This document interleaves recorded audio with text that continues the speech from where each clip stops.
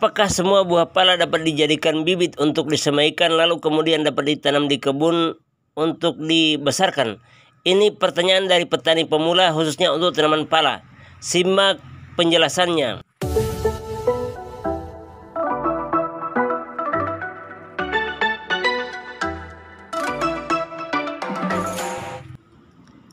Nah, ada istilah buah pala jatuh tidak jauh dari pohonnya. Kita harus mempunyai klon unggul atau pohon unggul yang dapat dijadikan blok atau dapat dijadikan sebagai sumber benih. Artinya, tidak semua buah pala dapat dijadikan sebagai sumber atau tidak dapat dijadikan sebagai bibit. Kenapa? Karena menjaga kemungkinan jangan sampai pala yang Anda ambil untuk kemudian dijadikan sebagai sumber, sebagai bibit, mengikuti pohon induknya, maka penantian yang sekian tahun Anda nantikan bisa menjadi gagal.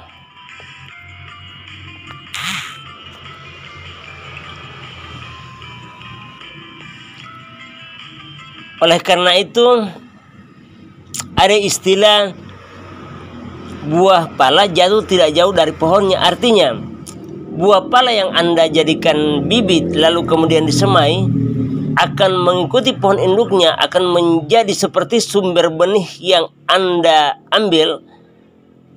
Maka kemungkinan beberapa ciri-ciri yang ada di dalam sumber benih tadi akan mengikuti sebagai pohon induknya. Nah, olehnya diharapkan Anda dapat menanam bibit pala mempunyai ciri-ciri sebagai berikut. Pertama, mempunyai buah yang banyak. Fuli pala yang melekat pada pala yang berwarna merah itu hendaknya yang tebal, karena kelak nanti produksinya bisa meningkat.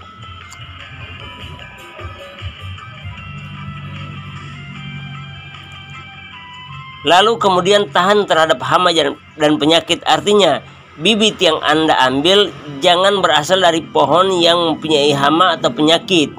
Kalaupun umpamanya terdapat hama, artinya hama yang masih dapat dikendalikan. Perlu teman-teman tahu bahwa sekarang itu ada yang namanya BPT, blok penghasil tinggi, atau kebun yang mempunyai kawasan, dan kawasan itu mempunyai penghasilan yang tertinggi dari produksi pala tersebut.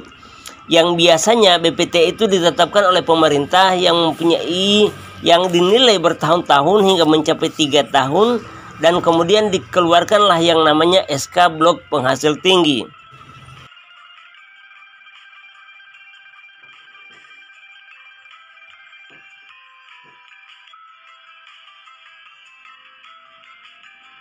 Pertanyaannya kemudian, kira-kira bagaimana saya bisa mendapatkan sumber benih dari blok penghasil tinggi? Nah, di dalam video saya ini banyak sekali penangkar benih yang mempunyai blok penghasil tinggi. Ini bukan hanya promosi, teman-teman.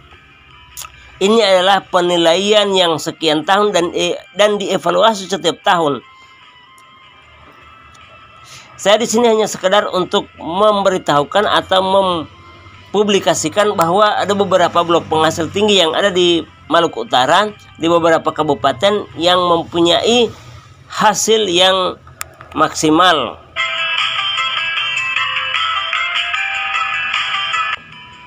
Lalu kemudian pertanyaan Anda, jikalau Anda hanya mempunyai atau hanya memiliki kepentingan mungkin untuk ditanam sebagai tanaman pribadi yang tidak cukup 200 pohon atau mungkin ya 150 bibit yang Anda butuhkan, haruskah Anda mencari blok penghasil tinggi yang ditetapkan oleh pemerintah?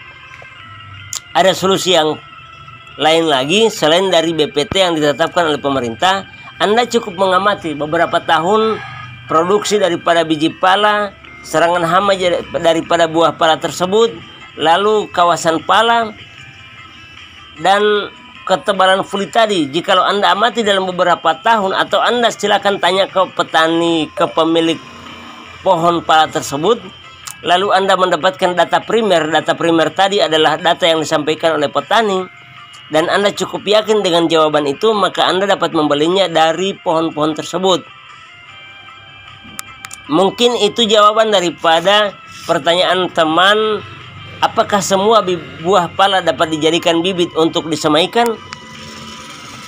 Oke, jikalau video ini dapat bermanfaat buat Anda, jangan lupa Anda share ke teman-teman Anda yang punya kepentingan atau punya hobi yang sama. Jangan lupa Anda like, subscribe, komentari jika masih ada pertanyaan, akan saya jawab lihat video-video berikutnya. Dan cukup sekian video kali ini. Bye-bye. Selanjutnya